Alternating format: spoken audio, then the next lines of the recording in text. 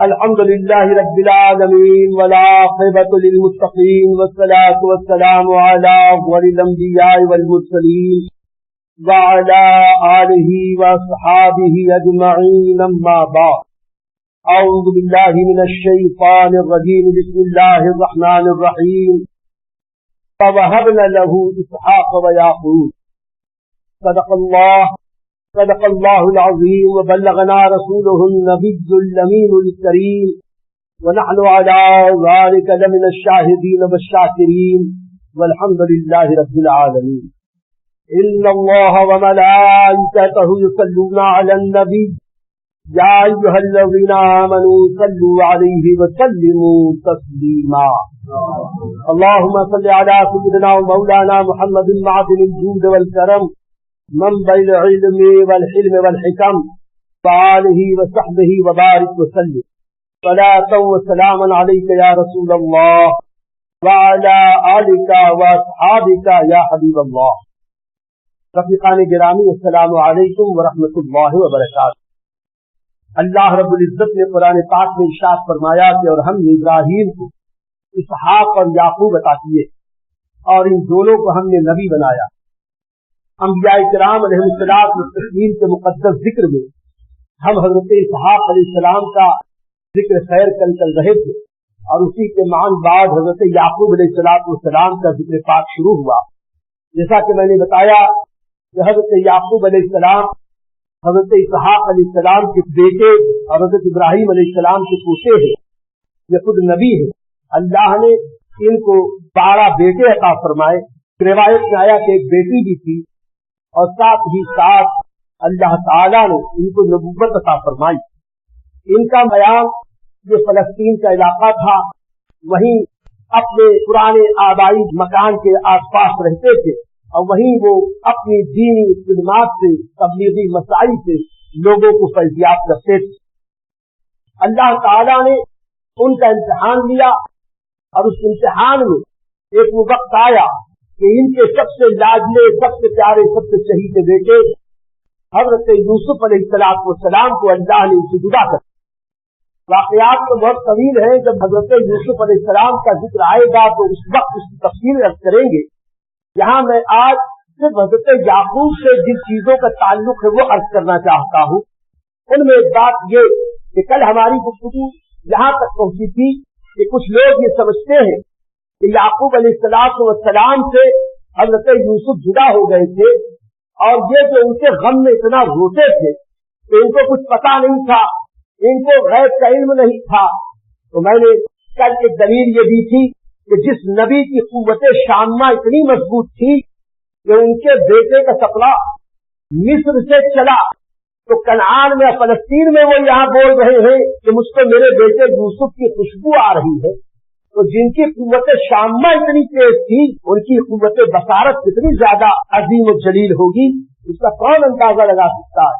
ہاں، اللہ کی مشیت اور مصلحت ایک الگ بات ہے کہ اللہ کریم کو اپنے اس بندے کے درجات کو بلند کرنا تھا اور حضرت یوسف کے غم میں حضرت یعقوب علیہ السلام روتے رہے اور اتنا روئے کہ یہی رونا ان کے درجات کی بلندی کا سبب بن گیا. ایک بات یہ بھی ہے کہ جس وقت حضرت یوسف علیہ السلام جدا ہوئے اس وقت حضرت یعقوب کی عمر 80 سے اوپر ہو گئی تھی. محتاط اندازے کے مطابق تقریباً 84 سال کے آس پاس عمر تھی جب حضرت یوسف علیہ السلام اپنے والد ماجد سے جدا ہوئے تھے. اس کے بعد 32 سال تک یہ دونوں باپ بیٹے ایک دوسرے سے جدا رہے. پورے 32 سال کے عرصے میں جب کبھی کوئی بات آتی حضرت یعقوب علیہ السلام روتے بھی، ان کو یاد بھی کرتے اور بچوں سے کہتے بھی تھے کہ اللہ کبھی نہ کبھی یوسف سے ملائے گا. یعنی انہیں اس بات کا یقین تھا حضرت یوسف علیہ السلام زندہ ہے. اب آپ ہم سے پوچھ سکتے ہیں حضرت یعقوب علیہ السلام کو یہ یقین کیسے تھا کہ حضرت یوسف زندہ ہے؟ ہم کہتے ہیں یقیناً حضرت یعقوب کو اللہ نے یہ علم دیا تھا حضرت یوسف زندہ ہے، حیات ہے.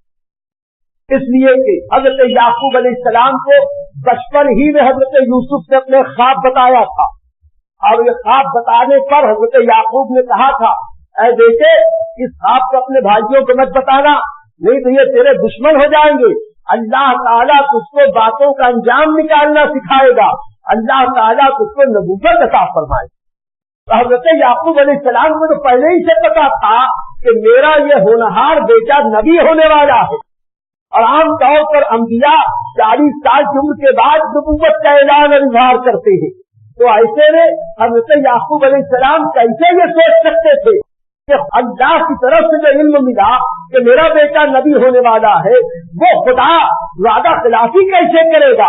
یقیناً حضرت یعقوب علیہ السلام کو یہ یقین تھا کہ میرا بیٹا زندہ، یقیناً زندہ۔ یہ کہنا کہ ان کو غیب کا علم نہیں تھا اس لیے روتے تھے، میں کل تفصیل سے عرض کر چکا، اس لیے نہیں روتے تھے کہ بیٹا جدا ہوا ہے، اس لیے روتے تھے کہ بیٹے کے چہرے اقدس کے آئینے میں وہ اللہ کے انوار و تجلیات کو دیکھتے تھے۔ حضرت یعقوب علیہ السلام کو یقیناً پتا تھا کہ میرا بیٹا زندہ ہے اور اچھا ہے، اور کہاں ہے یہ بھی حضرت یعقوب علیہ السلام کو معلوم تھا۔ آپ پوچھ سکتے ہیں کہ یعقوب علیہ السلام کو جب معلوم تھا کہ بیٹا کہاں ہے تو گئے کیوں نہیں، بلایا کیوں نہیں، روتے کیوں تھے؟ ہم کہتے ہیں اللہ کی مشیت سے وہ راضی تھے، یہ انبیاء کی خاص پہچان ہے، اور انبیاء کے صدقے میں اللہ کے مقبول بندوں کی خاص پہچان یہ ہے، اور ان کے طفیل میں ہم ایمان والوں کو بھی اللہ کی مرضی کے آگے سے جھکا دینا چاہیے، اعتراض نہیں کرنا چاہیے۔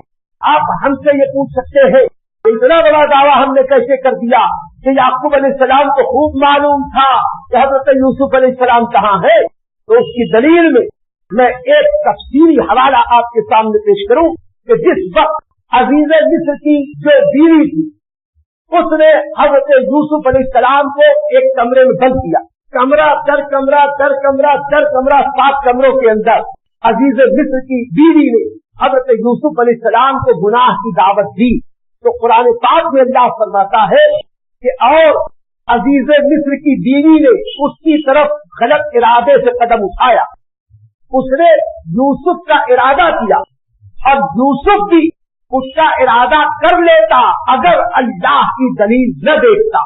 جملہ شرطیہ اللہ نے وہاں رکھا، یہ نہیں کہ حضرت یوسف بھی اس کی طرف ارادہ کر رہے تھے، بلکہ حضرت یوسف علیہ السلام نے اللہ کی ایک دلیل دیکھی، اور اس دلیل کی وجہ سے حضرت یوسف علیہ السلام گناہ تو بڑی بات گناہ کا ارادہ بھی نہ کر سکتے۔ تو اللہ کی وہ کون سی دلیل تھی کہ جس کو دیکھ کر حضرت یوسف علیہ السلام اور زیادہ ایکٹیو ہو گئے اور گناہوں سے بچنے کا مکمل ارادہ کیا؟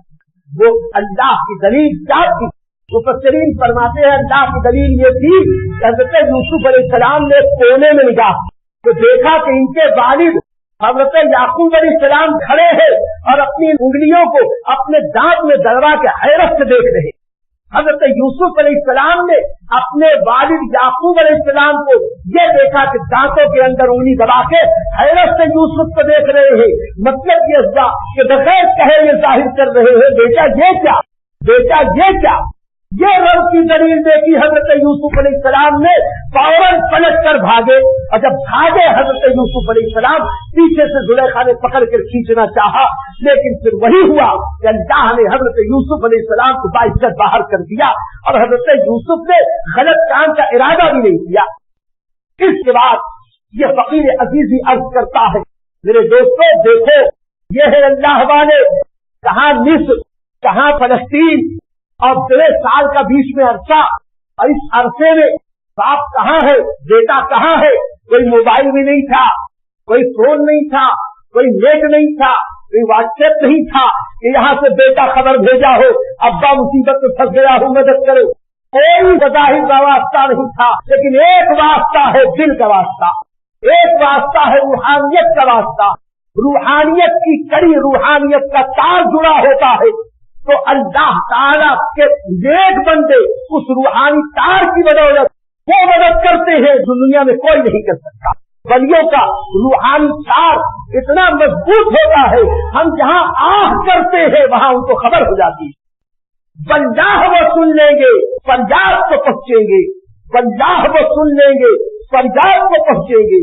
ایسا بھی تو ہو کوئی جو آہ کرے دل سے، ارے دل سے آہ کرو، آج ابھی اسی وقت اللہ والوں کی مدد چلی جاتی ہے، اور یہ اللہ کی قدرت کا جلوہ ہے۔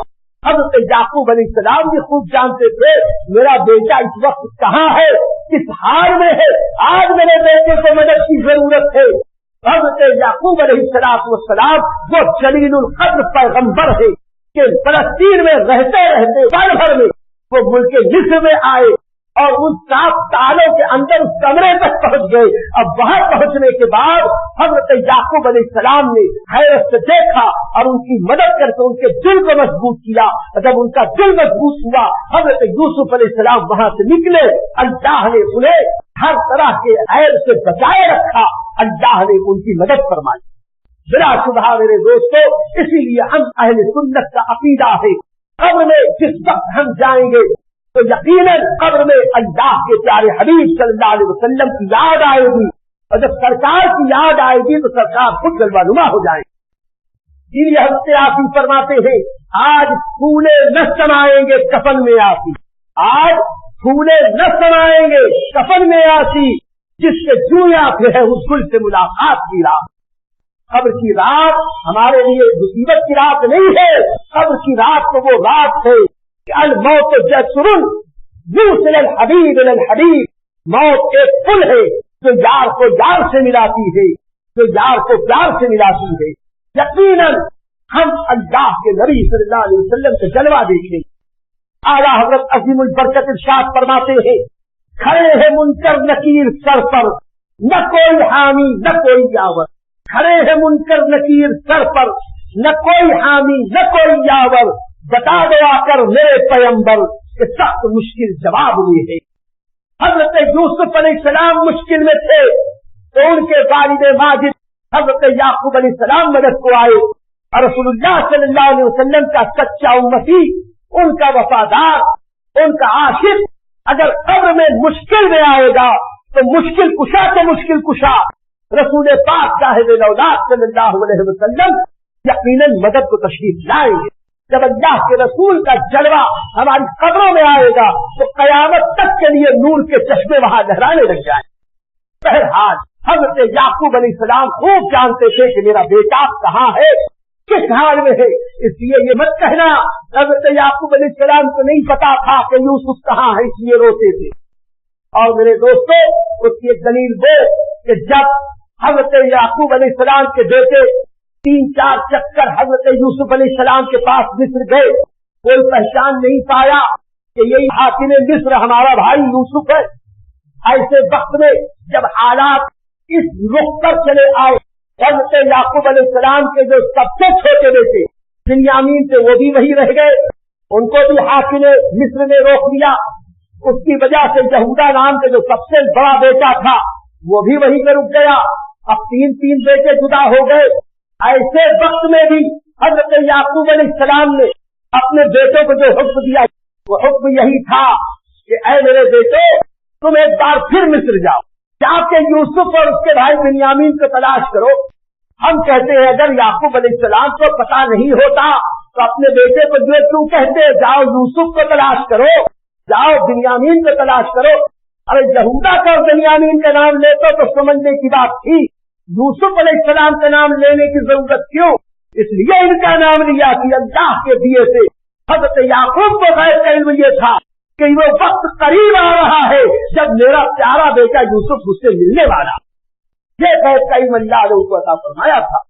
اس کے بعد میرے دوستو ان کے جو بچے تھے ان سے جو خطائیں سرزد ہو گئی تھی اس کی معافی کے لیے یہ لوگ اپنے والد کے پاس آئے اور والد کے پاس آ کے کہنے لگے کہ غلطی ہم سے ہو گئی, ہم نے جو کچھ کیا اس کی معافی چاہتے ہیں, ابا جان آپ ہمیں معاف کر دے اور ہمارے لیے دعا کریں. حضرت یعقوب علیہ السلام نے فرمایا کہ ہاں ہم قریب میں تمہارے لیے دعا کروں گا. اب واقعی انہوں نے دعا کی. مفسرین فرماتے ہیں کہ حضرت یعقوب علیہ السلام نے یہ جو کہا کہ میں قریب دعا کروں گا اس کی وجہ یہ ہے کہ حضرت یعقوب علیہ السلام یہ چاہتے تھے کہ یہ شب جمعہ آئے گی تو میں دعا کروں گا. جمعہ کی شب یعنی جمعرات کا دن گزار کر جمعہ کی شب بڑی مبارک ہوتی ہے, اس میں دعائیں قبول ہوتی ہیں.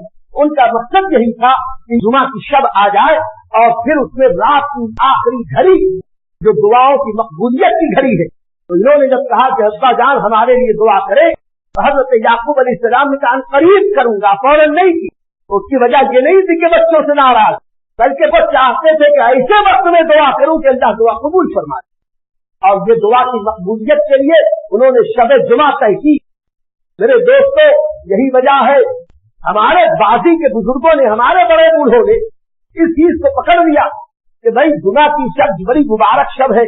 اس وقت کے لوگوں کو اپنے مردوں سے پیار زیادہ تھا تو ان لوگوں نے یہ کہا کہ چلو جمعرات اپنے مردوں کے لیے دعائیں مغفرت کیا کریں گے. تو ہر جمعرات دعائیں مغفرت کا ایک مزاج قائم ہوا. اب دعائیں مغفرت کے لیے کوئی ایک سبیل پیدا کر لی جائے. انہوں نے سوچا کہ کچھ شیرین لا کے ایصال ثواب کر لیا جائے, فاتحہ کر لیا جائے. تو قرآن حدیث میں کہیں منع بھی نہیں ہے کہ دعائیں مغفرت نہ کرو, ایصال ثواب نہ کرو اور صدقہ اور خیرات نہ کرو. تو اس فاتحہ کے ذریعے سے کچھ قرآن بھی پڑھا جانے لگا, کچھ درود بھی پڑھا جانے لگا, ایصال ثواب بھی ہو گیا, صدقہ بھی ہو گیا اور صدقے کے ساتھ ساتھ مومن کا بھلا بھی ہو گیا اور دعائیں مغفرت بھی ہو گئی اور جمعہ کی شب بھی آ گئی. تو جمعہ کی شب مبارک شب ہوتی ہے, اس لیے یہ جمعرات کی فاتحہ شروع ہوئی. اب کوئی اگر یہ کہے کہ یہ کہاں ہے یہ کہاں ہے, تو یہ کہنا کہ یہ کہاں ہے یہ کہاں ہے, وہ یہاں ہے کہ حضرت یعقوب علیہ السلام نے فرمایا کہ آنے دو وہ وقت میں دعا کرتا ہوں. تو وہ دعا کی حضرت یعقوب علیہ السلام نے جمعہ کی شب.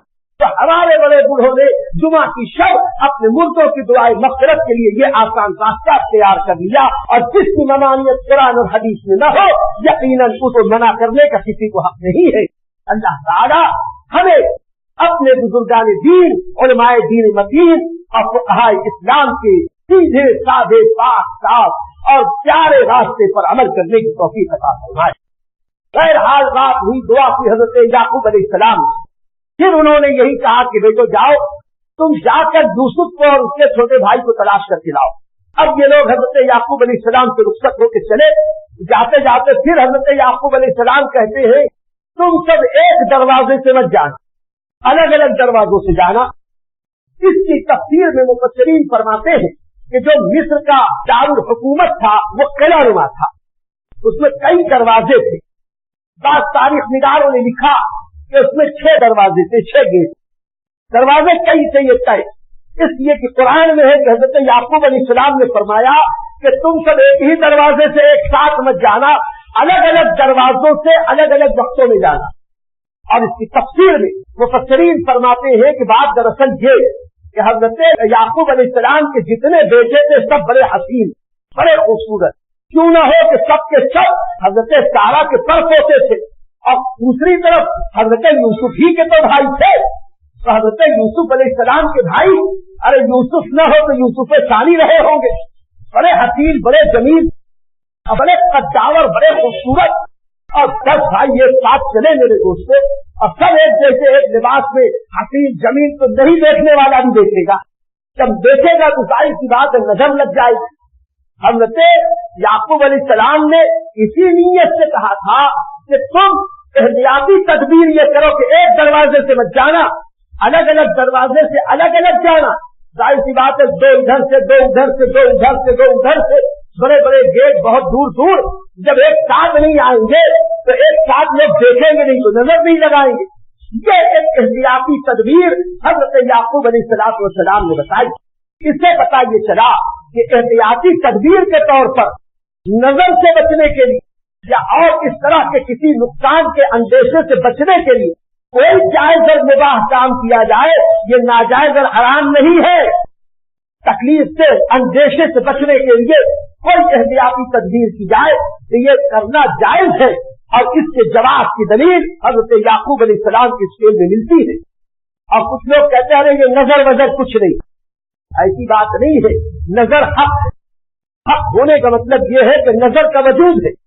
جیسے جادو کا وجود ہے ویسے ہی نظر کا وجود. ایک حدیث میں آقا علیہ السلام فرماتے ہیں کہ نظر حق ہے. نظر انسان کو قبر میں, جانور کو ہانڈی میں پہنچا دے.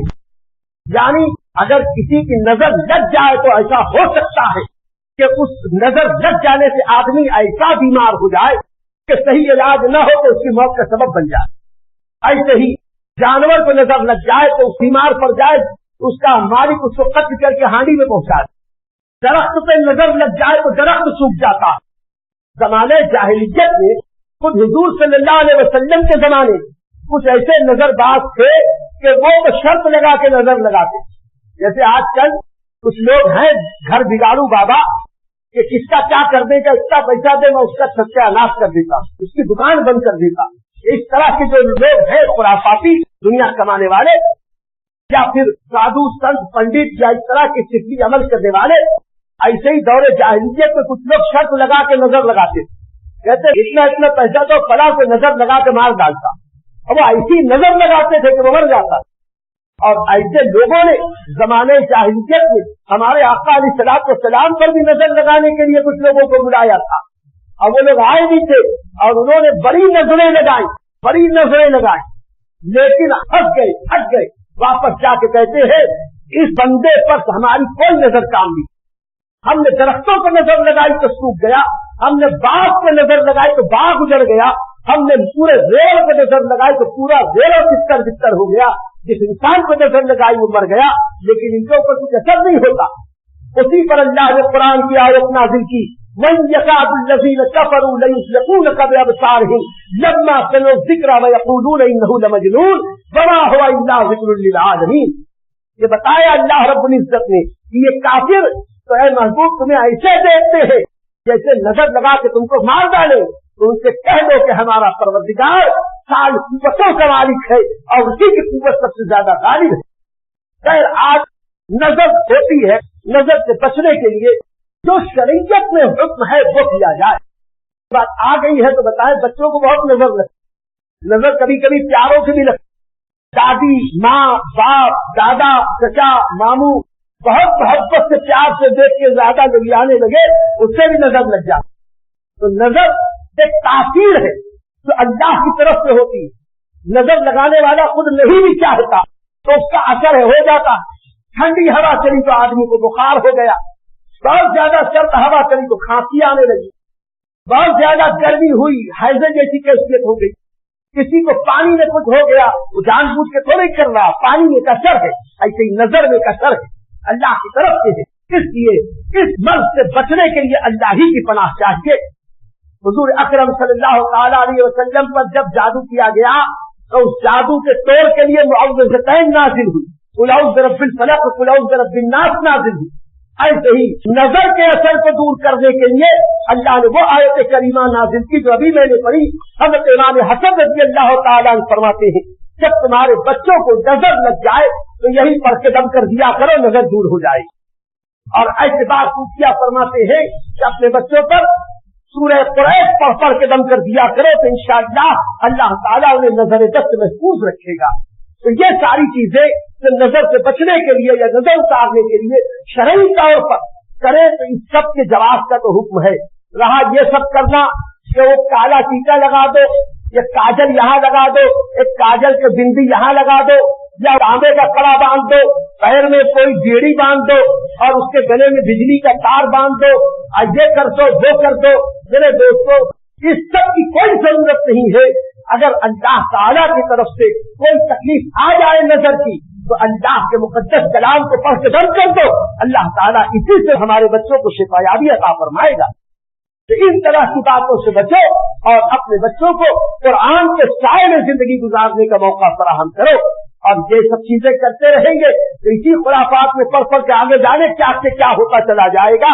अल्लाह ताला हमें दीन और दयानत और इस्लाम और सुन्नत पर अमल करने की तौफीक अता फरमाए। बहरहाल जिक्र चल रहा था हज़रत याकूब अलैहिस्सलाम, उन्होंने हुक्म दिया कि जाओ। बहरहाल ये लोग गए और वहां पर जो कुछ होना था हुआ कि जब ये राज खुल गया हज़रत याकूब अलैहिस्सलाम के बेटे हज़रत यूसुफ अलैहिस्सलाम ही उस वक्त के हाकिम मिस्र है।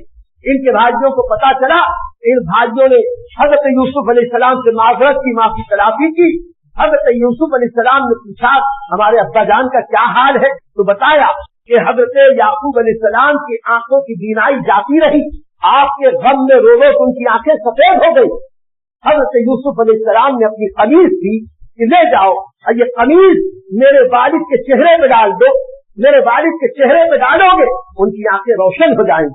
जब हज़रत यूसुफ अलैहिस्सलाम का जिक्र आएगा इंशाअल्लाह इस पर बड़ी तफसीली गुफ्तगू होगी, लेकिन यहाँ इतना समझ लें कि अल्लाह के मकबूल बंदों का पैरहन, अल्लाह के मकबूल बंदों के बदन से लगा हुआ कपड़ा, उसमें वो असर हो जाता है जो दुनिया की किसी दवा में नहीं होता।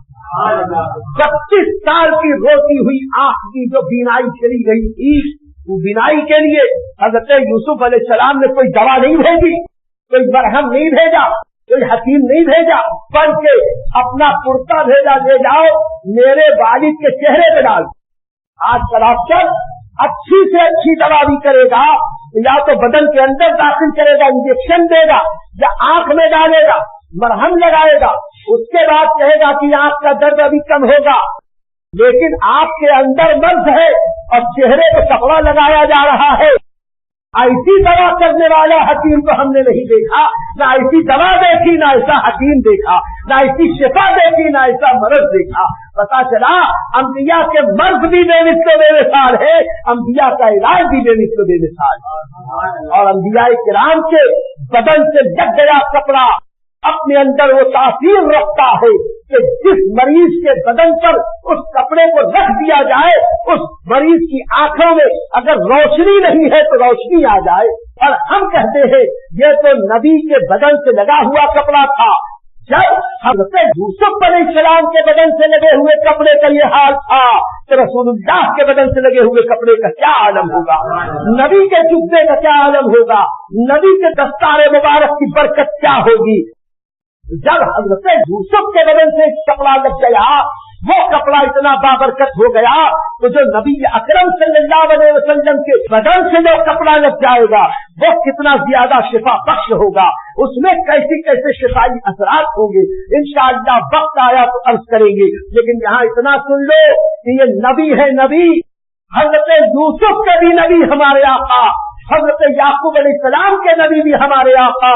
शायर कहता है हुस्न यूसुफ दम ईसा जद रज़ादारी आशिक़ुबा हमादारंद तू तरहादारी। यानी जिस नबी को जो मोजज़ा जो अजमत मिली, ये सारी अजमतें जमा करके रसूलुल्लाह सल्लल्लाहु अलैहि वसल्लम को अता कर दी। तो रसूलुल्लाह सल्लल्लाहु अलैहि वसल्लम का मकाम बहुत बुलंद है। अगर हज़रत यूसुफ अलैहिस्सलाम के पूरे बदन से जब कपड़ा लगा, वो कपड़ा नाबीना को बीना करने की सिफत पा गया, तो मेरे आका की शान तो ये है कि जिस जमीन को मेरे आका का कदम लग गया, जिस जमीन को मेरे आका का तलवा लग गया, जिस मदीने की जमीन पे मेरे आका ने अपना कदम नाज रखा, उस जमीन का हाल ये हो गया कि न हो आराम जिस बीमार को सारे जमाने से, न हो आराम जिस बीमार को सारे जमाने से उठा ले जाए थोड़ी खाक उनके आस्थाने से। मदीने की मिट्टी में शिफा, मेरे आका अलैहिस्सलाम फरमाते हैं, मदीने के गुबार में शिफा, मदीने की मिट्टी में शिफा। मेरे आका अलैहिस्सलाम को एक बार तकाज़ाए बशरी उम्मत को सबक देना था, एक तरह की फुंसी निकली, एक खारिश जैसी कुछ कैफियत हुई। आका अलैहिस्सलाम ने अपना लुआब दहन लिया, अब मदीने शरीफ की मिट्टी में जहाँ बैठे थे वहीं लगाया, और उस मिट्टी को मकाम मौत पर लगाया। इरशाद फरमाया मदीने की मिट्टी में शिफा है। एक सहाबी आए, अर्ज की या रसूल अल्लाह, बदन में खारिश हो गई, खुजली हो गई, बड़ी तपिश है, बड़ी जलन है। कहा कि बुतहान की वादी में चले जाओ और वहाँ की मिट्टी को पानी में मलकर उसी का लेप लगा दो, उससे शिफा हासिल करो। फरमाते हैं कि उस मिट्टी का असर ये हुआ, फिर और उसी वक्त में हमें पूरा चैन मिल गया, हमारा मर्ज जाहिर हुआ।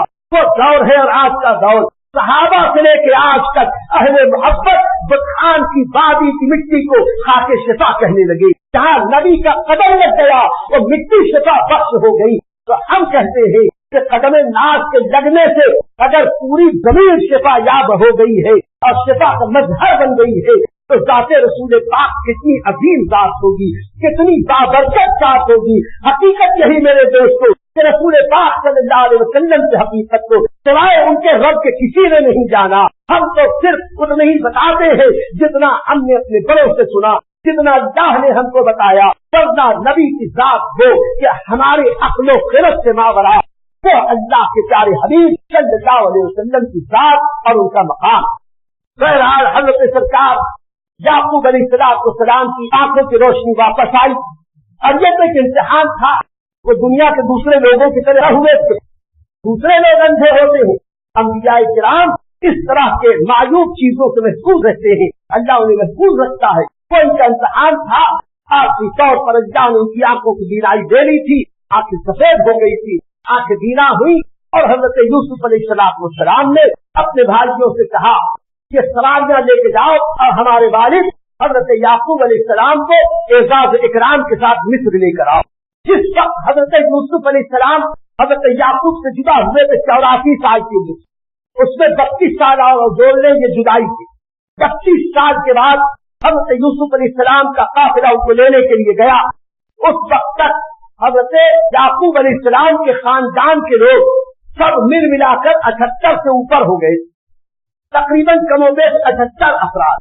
اس وقت حضرت یعقوب علیہ السلام ان سواریوں سے بیٹھ کر 100 سال سے زیادہ کی عمر میں ملک شام فلسطین اپنے گھر سے مصر کے لیے چلے.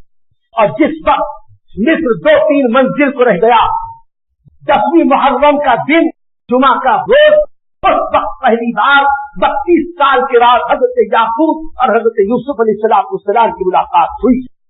حضرت یوسف علیہ السلام کئی ہزار کا لشکر لے کر پورے شاہی جاہو جلال کے ساتھ اپنے والد ماجد کے استقبال کے لیے شہر کے باہر آئے.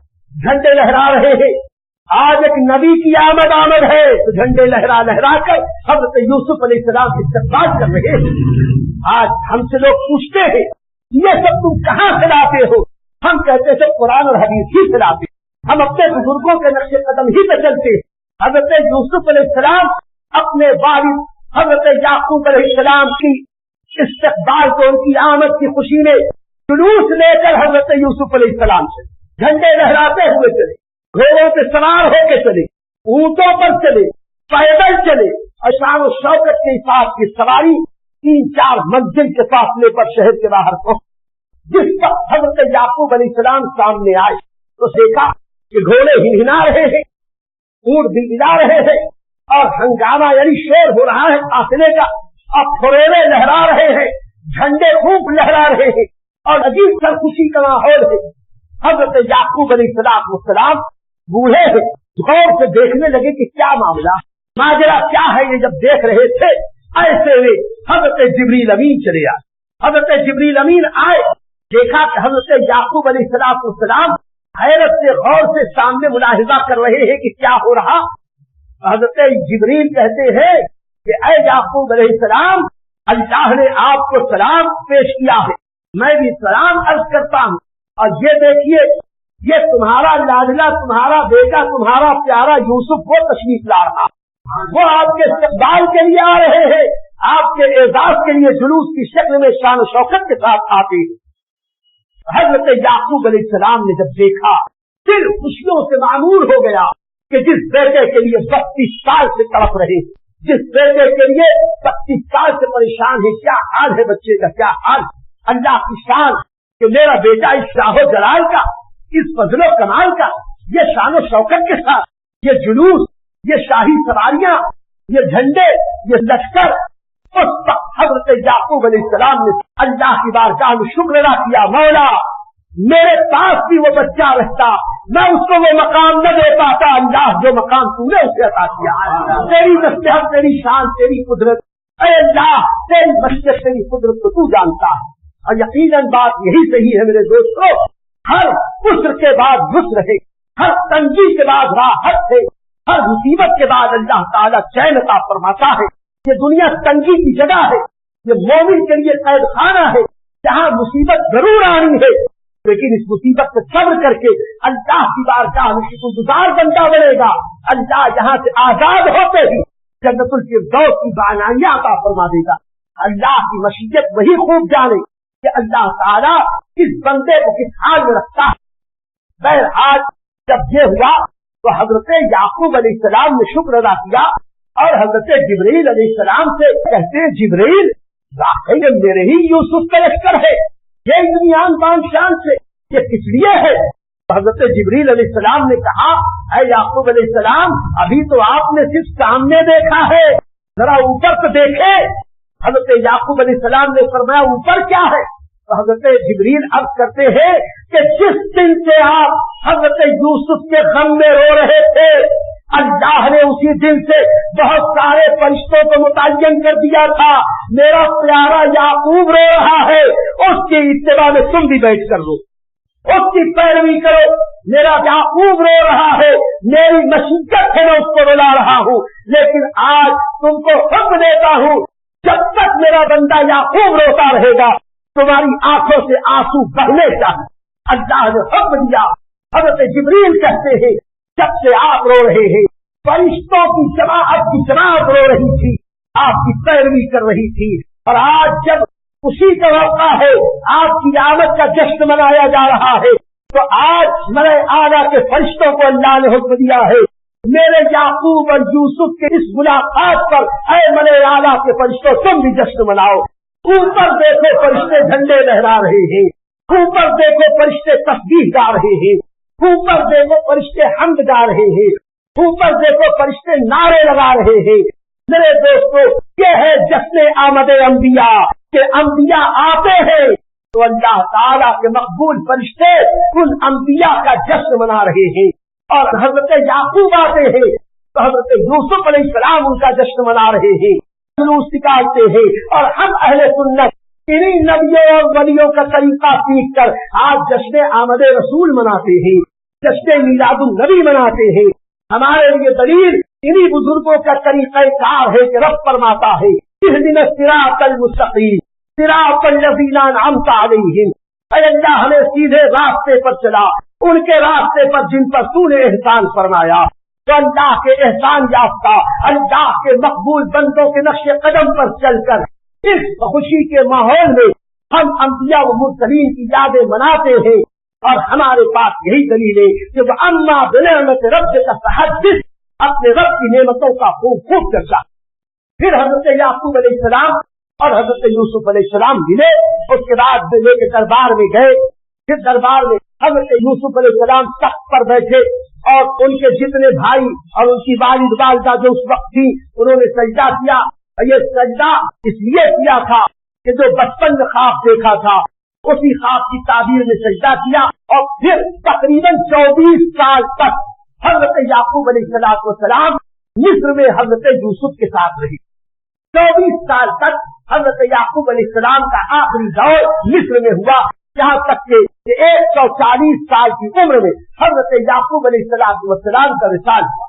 جس وقت حضرت یعقوب کے وصال کا وقت قریب آیا، حضرت یعقوب علیہ السلام نے اپنے بیٹے یوسف کو بلا کے کہا کہ بیٹے اگرچہ میرا انتقال یہاں ہو رہا ہے لیکن میرا جی چاہتا ہے کہ مجھ کو میرے والد ماجد حضرت اسحاق علیہ السلام کے بازو میں دفن کیا جائے، اس لیے میرے انتقال کے بعد میرے جنازے کو یہاں سے لے جا کر میرے والد حضرت اسحاق علیہ السلام کے بازو میں دفن کروا۔ میرے دوستو یہاں سے ایک نبی کے اس وصیت سے بھی پتا چلتا ہے کہ اللہ کے مقبول بندوں کی جہاں قبر ہوتی ہے وہاں اللہ کی رحمتوں کا نزول ہوتا ہے۔ حضرت یعقوب علیہ السلام حضرت اسحاق کے قبر کے قریب اپنی قبر اس لیے بنانا چاہتے تھے کہ وہ اللہ کے محبوب نبی ہے، اور انہی کی قبر کے پاس دادا ابراہیم علیہ السلام کی بھی قبر ہے، دادی حضرت سارہ کی بھی قبر ہے، کہ نبیوں کا قبرستان سمجھ لو تو جہاں وہ انبیاء ہے وہاں پہ رہیں گے تو رحمت الہی برسے گی۔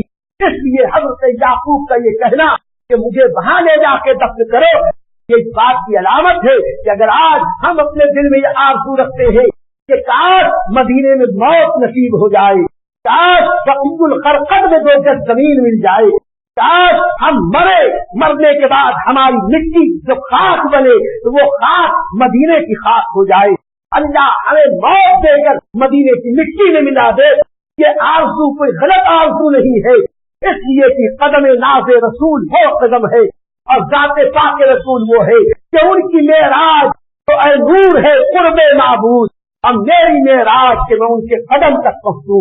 یقیناً کہ ایک مسلمان کی عروج اور نصیبے کی سربلندی ہے کہ ہم اللہ کے نبی کے قدموں میں فنا ہو جائیں۔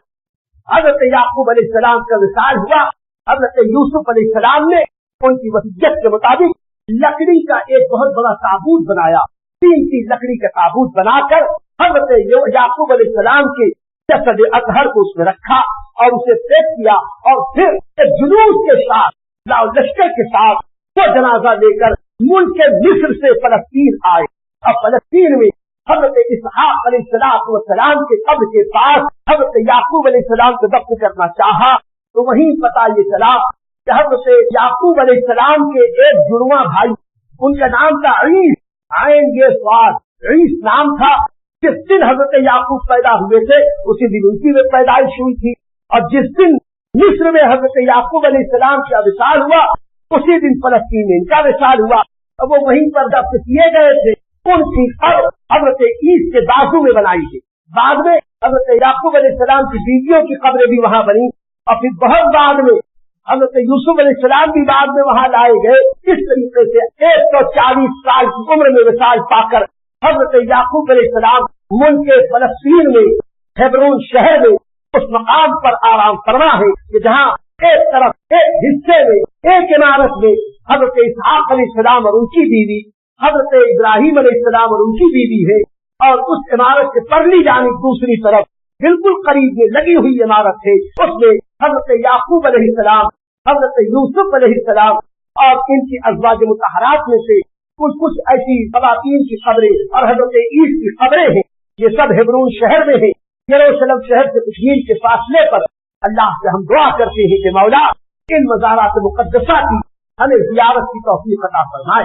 मेरे दोस्तों, बगैर से मालूमात अर्ज़ कर दे, इस वक्त उस हिस्से पर और उस खित्ते पर जालिम यहूदियों का कब्जा है, और जो हेब्रोन शहर है सैकड़ों साल से उस शहर में रहने वाले पुराने जमाने से खालिद तरीन सब यहूदी है। आज भी वहाँ कोई मुसलमान नहीं रहता है। मस्जिद एक है, और जो भी मस्जिदें मकानात वगैरह मुसलमानों के थे वो तो है। ये हज़रत इब्राहिम अलैहिस्सलाम की मस्जिद में 5 वक्त मुसलमान जाते हैं, और फलस्तीनी हुकूमत से यहूदियों का जो मुआहदा हुआ है उस मुआहदे की रोशनी में हज़रत इब्राहिम अलैहिस्सलाम का मज़ार, ये मस्जिद, हज़रत इसहाक, हज़रत सारा का मज़ार, ये मुसलमानों के कब्जे में। मुसलमान साल भर इसकी जियारत को आते जाते रहते हैं। अल्हम्दुलिल्लाह, तहदीस नेमत के तौर पर ये फकीर अजीजी अर्ज करता है कि ये फकीर भी जुमा के दिन उस मुकद्दस बारगाह में हाजिरी की सआदत हासिल कर चुका। तो वहां गया, लेकिन उससे लगकर हजरत याकूब के मजार से होकर ही हजरत इब्राहिम अलैहिस्सलाम के मजार पर जाना होता है। लेकिन अफसोस इसका कि वहां हाजिरी न हो सकी, इसलिए कि इन दोनों हुकूमतों में जो मुआहदा हुआ उस मुआहदे की रोशनी में इब्राहिम अलैहिस्सलाम, इसहाक अलैहिस्सलाम और इनकी मस्जिद ये मुसलमानों के कब्जे में है साल भर, और याकूब अलैहिस्सलाम और यूसुफ अलैहिस्सलाम और दीगर ये सब यहूदियों के कब्जे में है साल भर। सिर्फ 10 दिन मुसलमानों की इसकी इजाजत है कि वो लोग हजरत याकूब और हजरत यूसुफ अलैहिस्सलाम व तस्लीम की मज़ारों की जियारत को जा सकते हैं, और 10 दिन ये यहूदी इन अंबिया की मज़ारात से आ सकते हैं। जिस दिन दूसरों का मौका रहता है उस दिन जिनके कब्जे में है उनको आने की इजाजत नहीं, ये उनका अपना मुआहिदा है। कोई ऐसी सबील पैदा कर दे, ऐसे वक्त में जाना हो जाए कि वो दिन मिल जाए कि जिस दिन हजरत याकूब और हजरत यूसुफ के मज़ारात की जियारत की नसीब हो जाए। तो ये वो अल्लाह वाले हैं जिनकी कब्रें वहाँ मौजूद है, और यही वो मज़ारात है जिनको कुरान में अल्लाह फरमाता है, सुब्हानल्लज़ी असरा बिअब्दिही लैलन मिनल मस्जिदिल हराम इलल मस्जिदिल अक़सा अल्लज़ी बारकना हौलहू लिनुरियहू मिन आयातिना। पाक है वो ज़ात जिसने सैर कराई अपने बंदे को रात के थोड़े से हिस्से में रातों रात मस्जिद हराम से मस्जिद अक़सा तक, जिसके इर्द गिर्द हमने बरकतें रखी हैं। अल्लाह ने फरमाया मस्जिद अक़सा के इर्द गिर्द हमने बरकतें रखी है। तो मस्जिद अक़सा वो मुबारक जगह है जो एक तरफ हमारा क़िबला अव्वल है, तो दूसरी तरफ उसके इर्द गिर्द यही अंबिया के मज़ारात है, और यही अल्लाह की निशानियां है। अल्लाह ने इन्हें अपनी निशानियां करार दिया। अल्लाह ताला हमें अपनी उन निशानियों की ज़ियारत की तौफ़ीक़ अता फरमाए। आखिर दावाना अनिल हम्दुलिल्लाहि रब्बिल आलमीन।